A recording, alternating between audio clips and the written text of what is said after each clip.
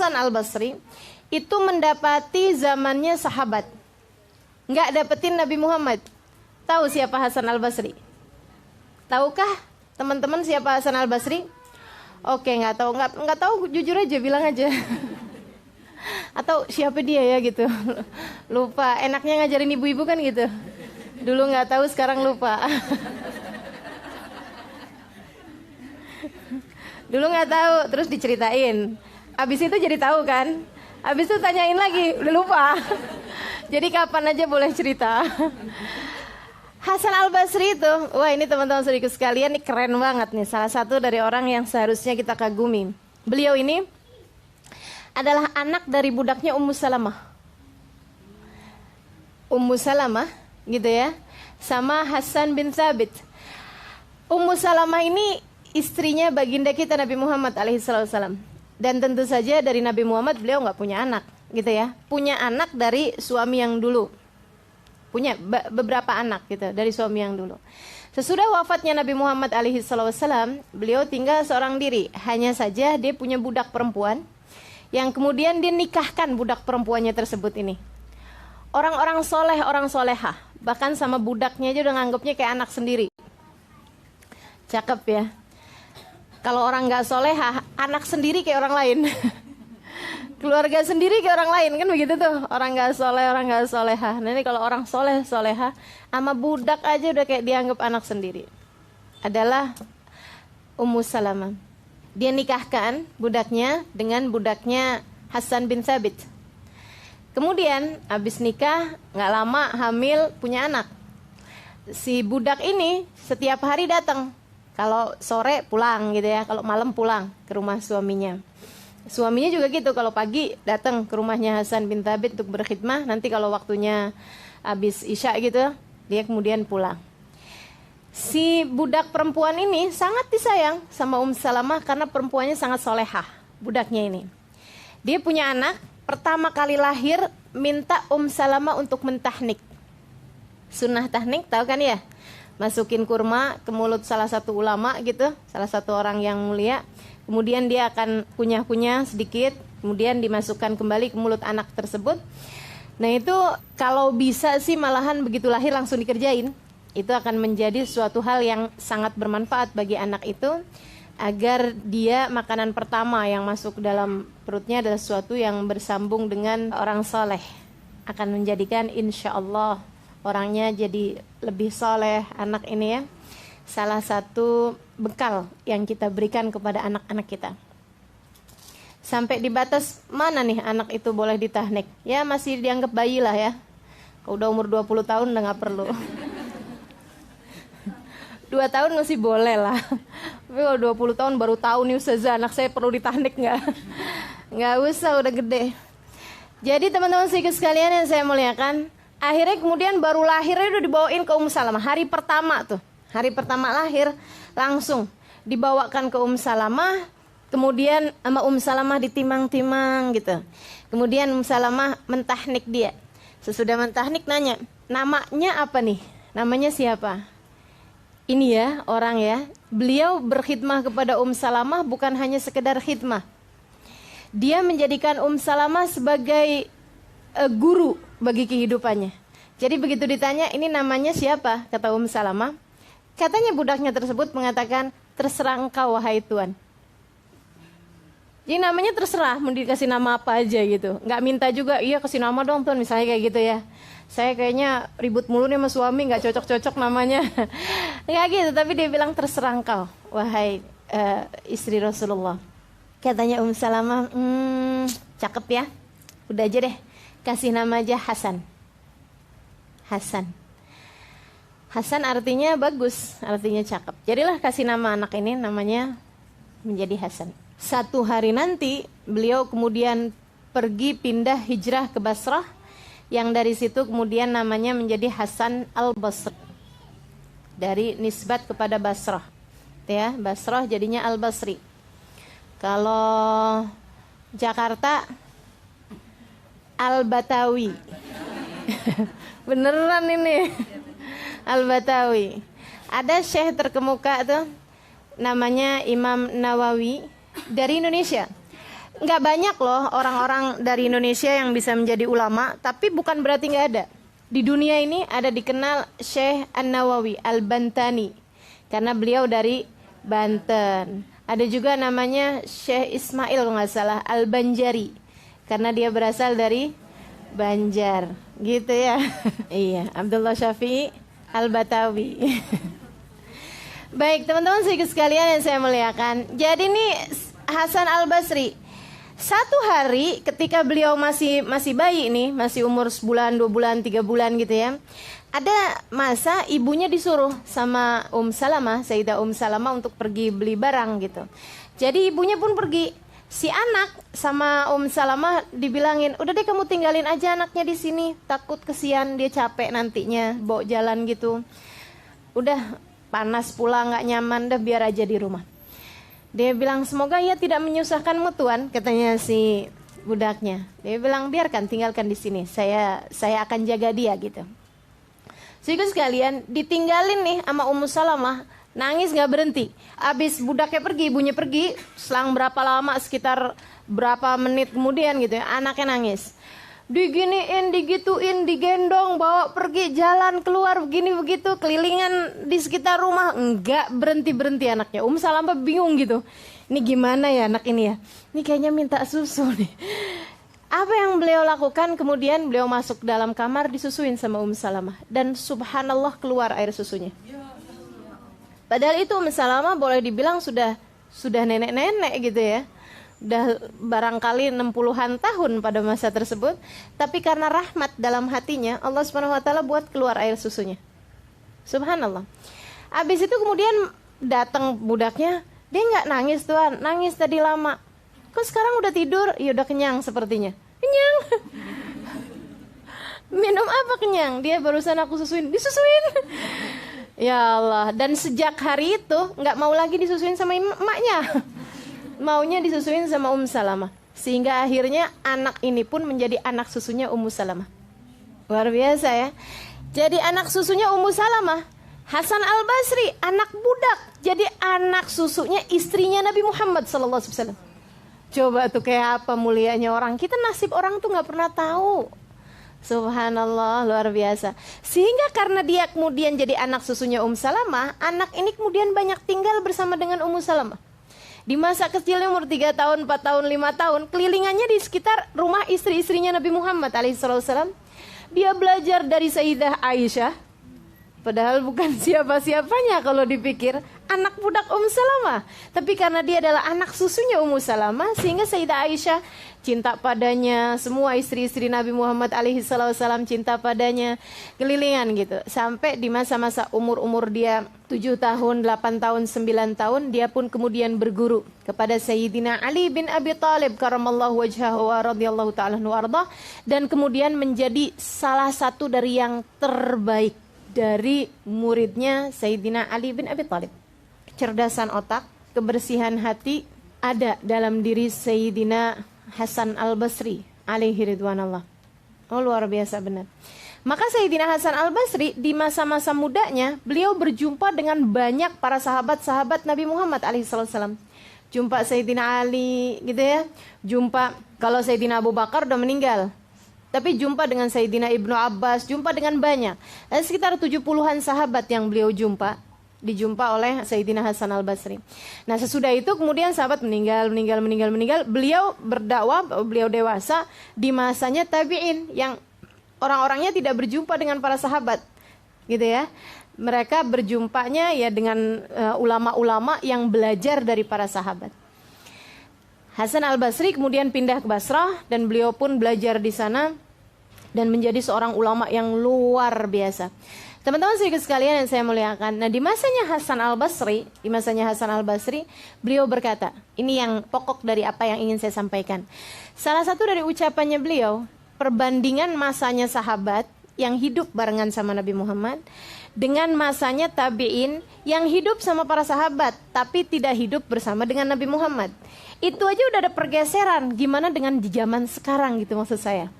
Dan ibu-ibu sekalian, perhatikan pergeseran dari zamannya dirimu kecil atau di zamannya ibu-ibu kita, gitu ya. Yang kelihatan banget sih gadget. Iya kan? Yang kelihatan banget pergeserannya gadget gitu. Coba aja perhatiin nih. Orang yang pegang gadget di majelis gitu. Saya tahu ini lagi nyatet kan? Nggak apa-apa. Bukan lagi lihat Facebook kan, Mbak?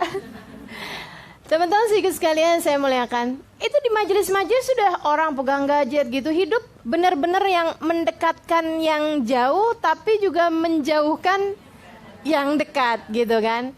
Zaman saya kecil saya ingat telepon baru masuk di kampung saya. Saya masih ingat. Saya masih ingat karena abah saya itu salah satu dari yang punya telepon yang pertama-tama gitu. Wah, kalau telepon dering tuh rasanya kayak gimana gitu ya. Dan sekarang bahkan udah nggak ada tuh telepon rumahan kayak begitu. Yang kalau mau telepon mesti pakai ini dulu, pakai sambung ke operator. Tolong sambungkan ke nomor sekian. Ngalamin nggak? Ya ampun, memang saya yang paling tua di sini. Ngalamin kan? Jangan berasa saya jadi udah nenek-nenek di sini, lupa mungkin ya. Iya betul. Jadi gitu tuh. Nah teman-teman sekalian saya muliakan, pergeserannya nih dari sisi agamanya berasa banget. Memang sih kalau kita ingetin, zaman dulu tuh orang jarang pakai jilbab. Ya, zaman sekarang hampir semua muslimah alhamdulillah berjilbab. Mungkin yang berjilbab lebih banyak daripada yang gak berjilbab. Saya ingat awal-awal kali berjilbab, awal-awal kali ada orang berjilbab di kampung kami, itu kalau lagi lewat diteriakin, gak punya telinga, katanya gitu. Rambutnya rontok, katanya gitu. Diteriakin tuh awal-awal ada orang pakai jilbab di kampung saya. Nah itu teman-teman sekalian. Cuman kalau kita liatin zaman dulu nih, kalau ada orang perempuan jalan sama laki-laki yang bukan mahramnya, itu udah jadi satu perkara yang besar banget. Di kampung, kami kan tinggalnya di kampung gitu ya, jadi kayaknya jadi fitnahan yang luar biasa gitu. Zaman sekarang, ya Allah gak jadi apa-apa. Zaman dulu tuh orang pacaran baru sekedar jalan, kemudian duduk di pinggiran sungai. Pinggiran sungai duduknya juga ya pacarannya. Itu tuh udah jadi omongan, jadi fitnah kemana-mana. Zaman sekarang, ya Allah, pacarannya udah mengerikan dengan cara-cara yang mengerikan. Zaman dulu tuh kayaknya bisa dibilang bahwa hampir nggak ada gitu ya orang yang mohon maaf menikah sudah tidak lagi perawan. Kayak hampir nggak ada gitu, hampir nggak pernah denger gitu. Kayaknya itu satu hal yang wah siapa gitu yang ngerjain.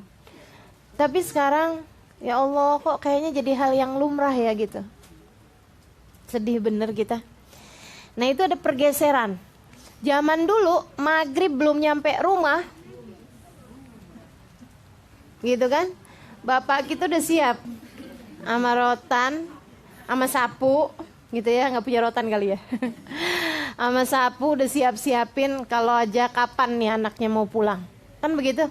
Zaman sekarang, ya Allah, kayaknya kalau pulang sebelum maghrib kayak malu sama pagar.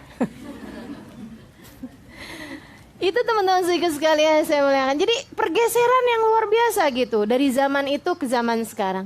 Nah ini jangankan dari zaman dulu ke zaman sekarang, zamannya Nabi ke zaman sekarang, kita ngelihat pergeseran itu dari zaman kita kecil ke zaman sekarang aja udah bergeser ya.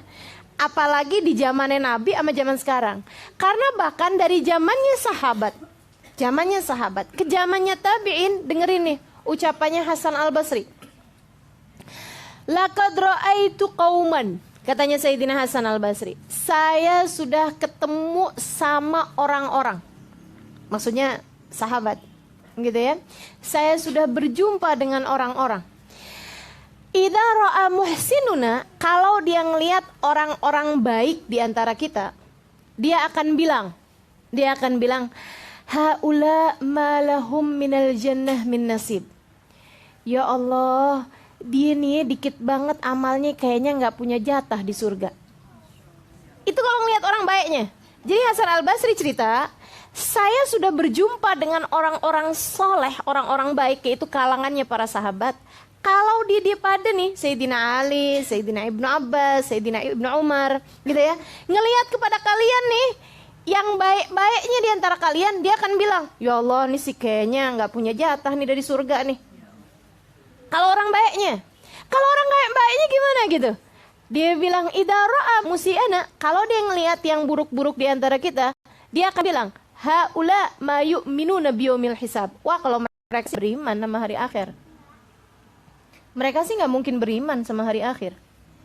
Itu pergeseran dari zaman sahabat ke zaman tabi'in. So ikut sekalian yang saya muliakan, zaman tabi'in ini padahal zaman masih baik-baik ya. Saya baca di kitab I'anatul Talibin, mereka itu orang-orang di zaman tersebut. Orang-orang di zaman tersebut, zamannya zaman tabi'in. Itu kalau ada salah satu dari teman-teman mereka semuanya punya masjid yang mereka buat sholat. Setiap kampung tuh kan pasti ada masjidnya.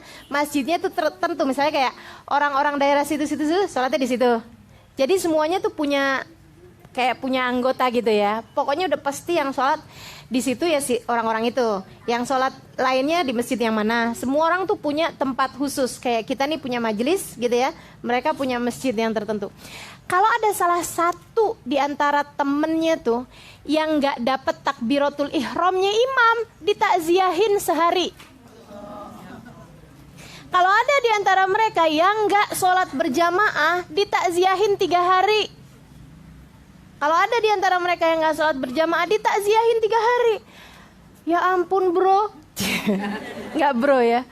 Ya ampun ya akhi, dia bilang, ente harus tahu musibah tuh bukan urusan dunia. Musibah tuh kalau ente gak dapet jamaah kemarin tuh, musibahnya gimana, udah bikin ente nangis apa belum? Gitu. Sekarang, ya Allah teman-teman saya sekalian, ulamanya gak sholat jamaah. Ngeri sekali kan pergeseran zaman ini.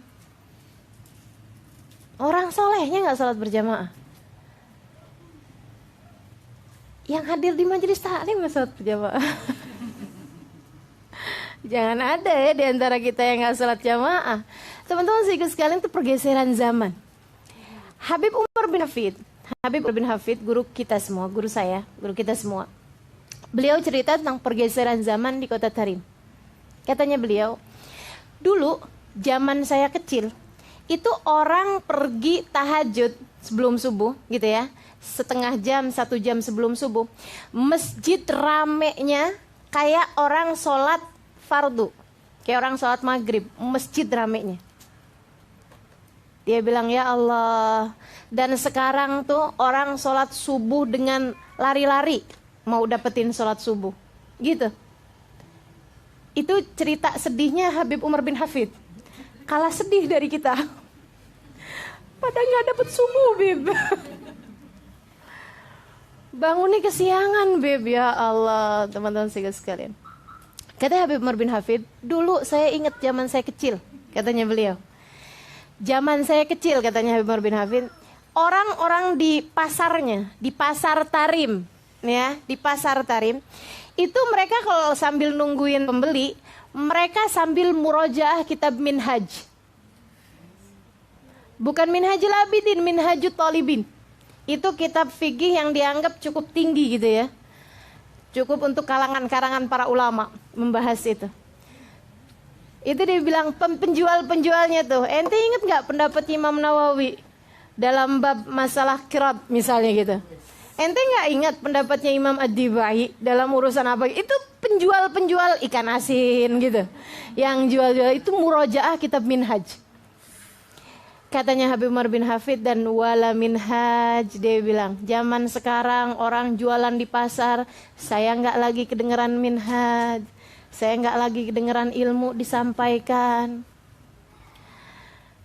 Kita kayaknya punya kisah lebih sedih daripada Habib Umar.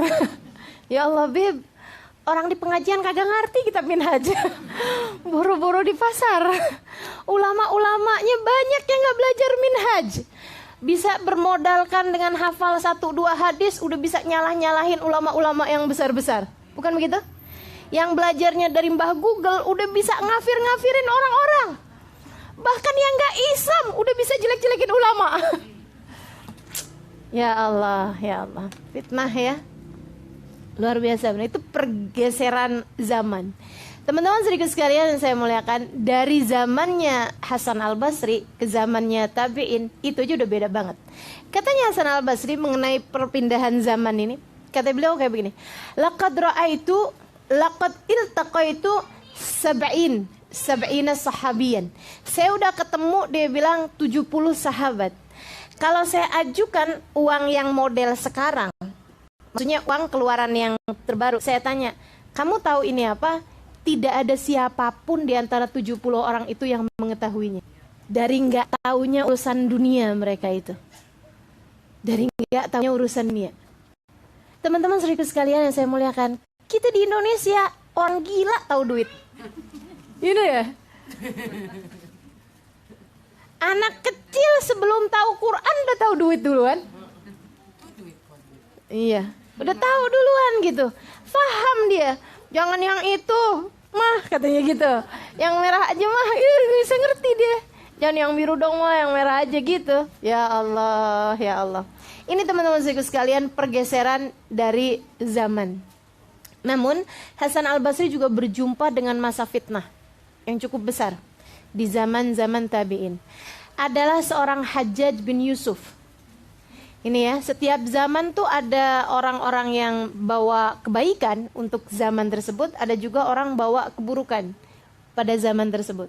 Salah satu dari yang membawa keburukan pada zamannya Hasan al-Basri, seseorang bernama Hajjaj bin Yusuf. Saudaraku sekalian, dia membunuh kurang lebih 70.000 ulama. 70.000 ulama. Bukan orang biasa-biasa. Dia bisa bunuh orang hanya karena orang itu misalnya pas dia lagi lewat nggak senyum misalnya. Atau pas dia lagi lewat nggak menundukkan kepala. Misalnya dia bisa bunuh orang. Hanya karena itu. Tersinggung saya sama apa yang dia buat. Kayak gitu. Langsung dibunuh. Pernah satu waktu dia merasa hatinya tersinggung. Ini orang kalau kayak begini sebenarnya hati kecil banget ya. Dia bisa tersinggung dari sekedar orang nggak senyum sama dia gitu. Sekedar orang nggak nunduk sama dia gitu. Satu ketika dia ada kesal sama seorang perempuan, entah sebabnya apa, sehingga akhirnya Hajjaj bin Yusuf mau bunuh dia. Katanya perempuan tersebut, dia bilang kayak begini, nih ya teman-teman sekalian, Hajjaj bin Yusuf nih orang bolehlah dikatakan paling bengis pada masa tersebut. Akan tetapi dia juga punya amal ibadah yang gak tanggung-tanggung. Dia yang pertama kali memberikan titik pada Al-Quran. Kebayang kalau Al-Quran itu gak ada titiknya, kita bisa apa? Bacanya. Kita jangan kata Al-Quran gak ada titiknya, Al-Quran gak ada harokatnya, kita gak bisa baca. Al-Quran itu dulu yang ditulis sama Sayyidina Utsman. Teman-teman sekalian, saya pernah lihat Quran yang ini, yang ditulis langsung oleh Sayyidina Utsman di Uzbekistan, di Tashkent. Dan itu teman-teman sekalian, jangankan harokat, titiknya gak ada. Titiknya gak ada. Saya yang katanya bisa bahasa Arab, kagak bisa bacanya. Ini ayat mana nih ya, apa nih? Ya Allah, luar biasa banget gitu. Kalau kayak tulisan Al-Kahfi, masih bisa kebaca. Kaf cuman sendirian, Ha modelnya juga cuman sendirian, Fa juga modelnya sendirian. Tapi kalau Tabat, Ta, Ba, Ta, modelnya sama, bedanya mah huruf doang. Hurufnya kemungkinannya bisa Ba, bisa Ta, bisa Sa, bisa Nun. Iya enggak? Bisa iya. Kurang apa coba? Ya Allah, jadi kalau baca gitu, apa nih ya Allah, luar biasa benar.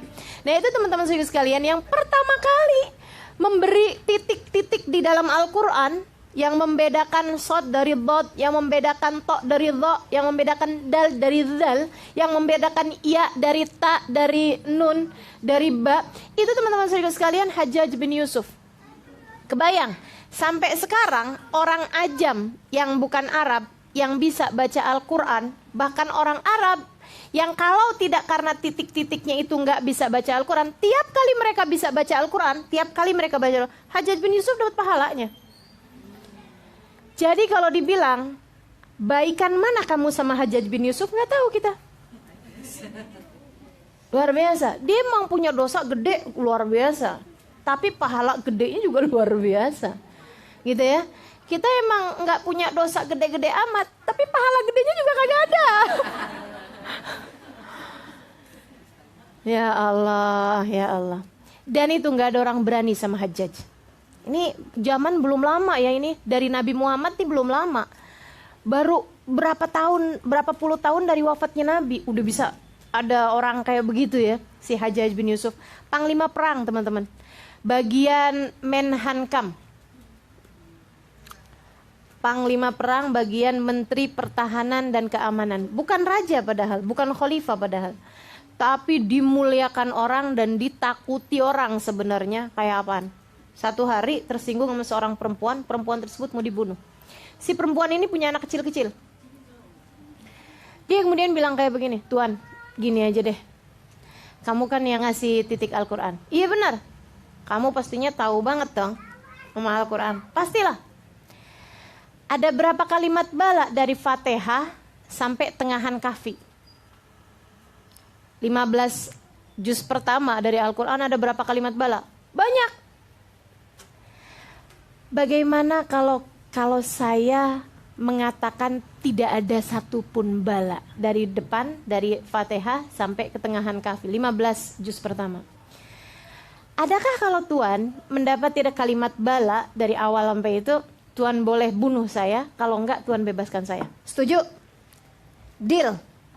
Saudaraku sekalian yang saya muliakan, maka nih keadaannya menjadi sangat menegangkan. Ada orang baca Al-Quran, ada pedang terhunus di leher perempuan ini.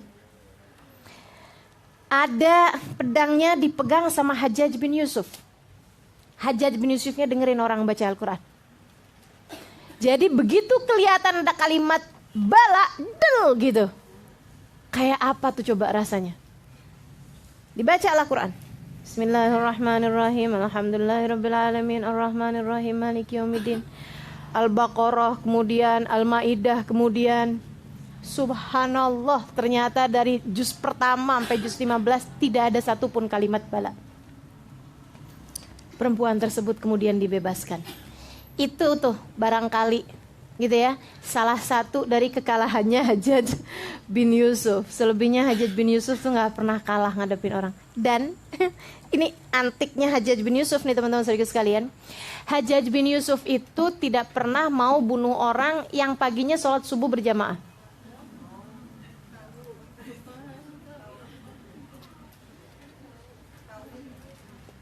Dia tahu semua orang sholat subuhnya berjamaah. Jadi kalau dia mau bunuh orang dipenjarain dulu sendirian. Kan mau gak mau dia sholat subuhnya sendirian. Besokannya baru dibunuh sama dia. Kenapa? Waktu ditanya kenapa kayak begitu, dia bilang saya gak berani lah sama Allah. Padahal kalau gak berani sama Allah mesti dia gak berani bunuh orang ya. Dia bilang saya gak berani lah sama Allah. Allah kan bilang man sholat subuh fi jamaah asbah fi dhimmatillah. Siapa yang sholat subuhnya berjamaah dia berada dalam tanggung jawabnya Allah. Saya gak mau berbuat sesuatu sama orang yang berada dalam tanggung jawabnya Allah. Aneh gak tuh pikiran? Aneh kan pikirannya? Ya Allah, luar biasa si Hajjaj bin Yusuf. Teman-teman sekalian, ini ada cerita menarik luar biasa antara Hajjaj bin Yusuf sama Hasan al-Basri. Kan hidup sezaman, tapi gak setempat sebenarnya. Dia di Basrah, Hasan al-Basri, kemudian dianya di Kufah, Hajjaj bin Yusuf. Tinggalnya di Kufah, karena pemerintahan waktu itu adanya di Kufah. Satu waktu Hajjaj bin Yusuf bikin bangunan yang paling megah, teman-teman saudaraku sekalian. Bikin bangunan yang paling megah. Wih, megahnya tuh bangunan gak pernah kelihatan sebelum-sebelumnya. Orangnya narsis ya si Hajjaj bin Yusuf nih ya. Demen gitu dipuji orang, demen gitu. Kayak ibu-ibu yang suka selfie tuh loh. Itu kan penyakit narsis tuh ya. Dia demen gitu, orang lihat dia cakep, orang lihat dia hebat gitu, dia demen. Sangat penting banget gitu kayak penilaian orang buat dia. Abis dia bikin bangunan yang paling megah itu, istananya dia ini. Habis itu dia kemudian persembahkan itu untuk rakyat buat lihat. Rakyatnya, ini kayak model orang-orang zaman sekarang, suka kepo. Pada pergi nih, pada datang liatin bangunannya. Ih cakep ya temboknya, ih cakep ya lantainya, ih ininya nih nggak ada nih yang kayak gini nih. Wah ini belinya di luar negeri nih, wah ini kayunya nih jati nih. Wah pokoknya kayak gitu tuh rakyatnya nih, rakyatnya Hajjaj bin Yusuf. Ya Allah, itu padahal zaman belum lama ya dari zamannya Nabi gitu. Dan masih banyak ulama-ulama yang hidup pada masa tersebut, teman-teman sekalian. Mereka saat lagi inian sama bangunan-bangunan, saat lagi mengagumi bangunan-bangunan tersebut, masuklah Hasan Al-Basri. Masuk nih ceritanya, Hasan Al-Basri. Dan beliau syimah ulama. Badannya biasa-biasa aja, malah cenderung agak kurus. Dan beliau biasa-biasa semuanya, pakaiannya sangat sederhana, ini apa. Cuman kewibawaan ulama tampak sekali dalam diri beliau. Beliau masuk ke dalam istana tersebut. Gak ada Hajjaj bin Yusufnya, gak ada. Habis itu dia naik ke atas tangga. Dari atas, itu kan kayak bisa kelihatan semua orang dari atas. Dia kemudian berkhutbah. Di atas itu, orang semua ada di bawah nih. Dia ada di atas, kemudian dia berkhutbah. Assalamualaikum warahmatullahi wabarakatuh. Semua orang, wah Hasan Al-Basri. Semuanya kemudian pada ngeliatin gitu. Termasuk orang-orangnya Hajjaj bin Yusuf yang pada jagain, pada polisi-polisinya, semuanya pada ngeliat. Dia mau ngomong apa nih? Dia kemudian bilang, telah berlalu Fir'aun membangun bangunan-bangunan yang sangat indah. Telah berlalu Namrud dengan membangun bangunan yang sangat indah. Telah berlalu kaum Ad, telah berlalu kaum Samud, telah berlalu orang-orang paling kuat di atas muka bumi. Mereka membangun bangunan-bangunan yang indah, dan orang yang membangun serta bangunannya dihancurkan Allah SWT. Kemana semuanya tinggal bersisa? Dia bilang, dan Hajjaj bin Yusuf telah membangun bangunan yang dia bayar ini dengan harta rakyat. Akan berlalu Hajjaj, akan hancur pula bangunannya, dan tinggal tersisa adalah hisabnya dia di hadapan Allah SWT. Saya tidak tahu seperti apa rupanya Hajjaj bin Yusuf ketika dipertanyakan tentang uang rakyat yang dia gunakan untuk membangun bangunan ini. Wassalamualaikum warahmatullahi wabarakatuh. Duk. Itu orang ini semua. Bengong semuanya. Ini ngomong sesuatu hal yang kalau kedengaran Hajjaj bin Yusuf udah habis, teman-teman sekalian. Habis itu dia turun, keluar begitu aja ke rumahnya. Wih, tapi iya juga sih benar. Iya ya Allah, hisabnya kayak apaan ya? Rakyat. Orang awam asalnya, bagus ini gitu ya. Habis itu hisabnya nauzubillah. Ayo udah cepetan keluar kita. Teman-teman sekalian, besoknya wah, ini Hajjaj bin Yusuf udah denger nih cerita tentang Hasan Al-Basri ngomongin tentang bangunannya dia. Dia ngomongin di antara bala tentaranya, dikumpulin semuanya di istananya dia, bukan yang baru, yang lama. Dia bilang, saya nggak ngerti kenapa kalian semua diam di saat saya dijelek-jelekin sama Hasan Al-Basri. Kenapa kalian semuanya diam? Liatin kalian semuanya ya, saya akan kasih minum kalian dengan darahnya Hasan Al-Basri. Panggil Hasan Al-Basri. Dipanggil Hasan Al-Basri. Hasan Al-Basri dipanggil, bismillah datang. Biasa-biasa aja, gitu ya. Datang aja gitu. Sesaat sebelum masuk tuh ada doa-doa. Sebentar, kemudian dia masuk. Masuk, dan begitu aja. Itu si Hajjaj bin Yusuf asal lagi marah yang luar biasa. Ketika ngelihat Hasan Al-Basri, Assalamualaikum warahmatullahi wabarakatuh. Kata Hasan Al-Basri masuk gitu. Dia langsung, Waalaikumsalam warahmatullahi wabarakatuh. Silakan Syekh masuk Syekh. Silakan masuk. Itu orang-orang yang ada di situ. Gimana nih maksudnya nih? Yang tadi katanya mau ngasih minum pakai darahnya Hasan Al-Basri, mana dia nih orangnya nih? Saya dengar kamu memanggil saya. Betul sekali Syekh, saya ada beberapa permasalahan fikih yang mau saya tanyain. Itu orang-orang. Ada beberapa dalam ayat Al-Quran, dia sangat paham sekali Al-Quran kan itu. Yang ingin saya tanyakan maknanya kepadamu. Baik kalau begitu. Sampai kemudian Hasan Al-Basri itu dibimbing sama dia sampai didudukan di kursinya dia. Di kursinya Hajjaj bin Yusuf. Semua orang sampai yang bengongnya tuh sampai mereka tuh nggak kedip, sampai mulut mereka melongok semuanya, ngangak semuanya. Habis itu kemudian Hasan Al-Basri jawab pertanyaan-pertanyaannya dia gitu. Sampai dia itu sampai tanda keramah tamahan orang Arab gitu ya. Itu suka ngambil minyak wangi kemudian diusapkan ke jenggot. Tanda keramahan udah yang paling pol deh itu. gitu ya. Ya kalau sama perempuan tentu saja enggak, kan nggak ada jenggotnya. Kalau perempuan gimana? Biasanya mereka melepaskan sesuatu yang mereka pakai, kemudian dipakaikan kepada perempuan tersebut. Itu tanda cinta yang luar biasa, gitu ya. Kalau mereka lepas cincin atau lepas apa gitu dipakaikan kepada orang tersebut gitu. Teman-teman sedikit sekalian saya muliakan. Akhirnya kemudian dia langsung tuh, dia ambil minyak wanginya dia yang paling mahal, kemudian mohon maaf Syekh permisi, dia diusapin ke jenggotnya Hasan Al-Basri. Sampai udah selesai, dia kemudian udah selesai katanya Syekh Hasan Al-Basri, dia bilang, sudah Syekh, udah gak ada lagi pertanyaan yang kamu mau tanyain, gak ada Syekh. Kalau gitu saya pamit, lebih Syekh.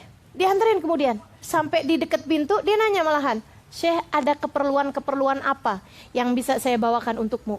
Katanya Hasan Al-Basri, wahai Hajjaj bin Yusuf, aku nasihatkan kepadamu untuk bertakwa pada harta yang Allah subhanahu wa ta'ala berikan kepadamu. Apalagi jika itu adalah hartanya rakyat. Bertakwalah kepada Allah, takutlah kamu kepada Allah. Akan datang waktunya hisab di hari akhirat nanti. Baik Syekh, baik Syekh, baik Syekh. Itu orang lihatnya, ya Allah, hipnotis macam apa yang sudah dilakukan oleh Hasan Al-Basri. Teman-teman sekalian, abis itu Hasan Al-Basrinya keluar gitu aja. Orang-orang semuanya. Habis itu Hajjaj bin Yusufnya masuk gitu ya. Kemudian dia masuk aja ke dalam. Udah kayak gak ada apa-apaan. Seperti tidak pernah terjadi sesuatu. Tinggal orang-orang aja kaget banget. Akhirnya ada salah satu di antara mereka tuh langsung keluar. Kemudian ngikutin Hasan Al-Basri. Tuan, sebentar nih. Saya mau nanya satu pertanyaan. Dia bilang kenapa? Andai kau tahu tadi tuh Hajjaj bin Yusuf marahnya kepadamu kayak apaan. Dia sampai mau ngasih kita minum dengan darahmu wahai Tuan. Katanya Hasan Al-Basri, saya tadi juga sudah berpamitan kepada keluarga saya. Maksudnya andai saya pulang gak selamat gitu. Maksudnya udah berpamitan juga gitu. Iya Tuan, tapi apa yang kau perbuat Tuan sampai dia bisa jadi kayak begitu gitu. Allah yang maha menyelamatkan. Ada sesuatu Tuan yang bisa Tuan ajarkan? Terus katanya Hasan Al-Basri, oh iya, tadi sebelum saya masuk saya udah baca doa. Ini teman-teman sedikit sekalian, doanya mujarab. Kalau kita bacain di depannya orang lagi marah kayak apaan,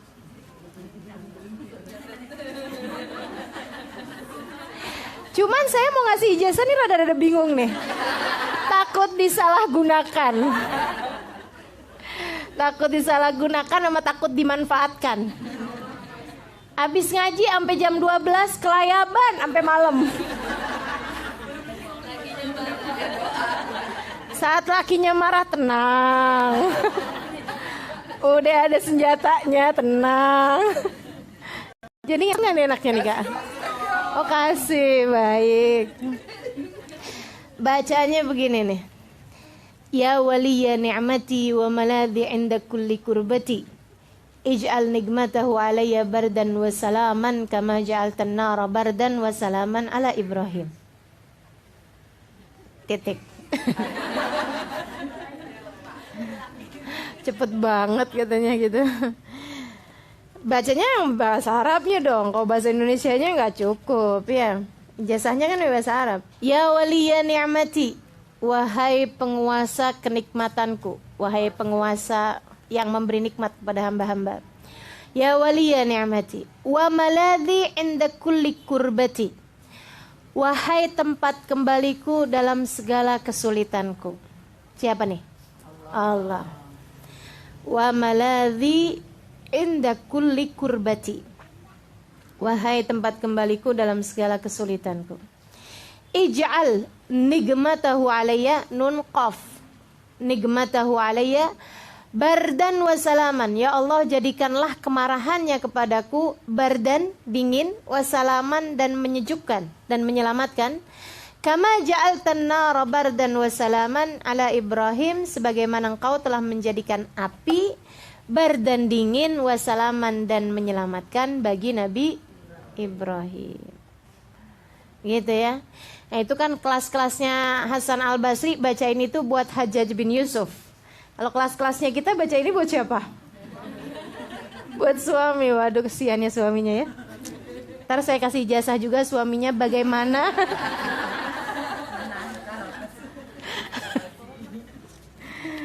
Ya Allah.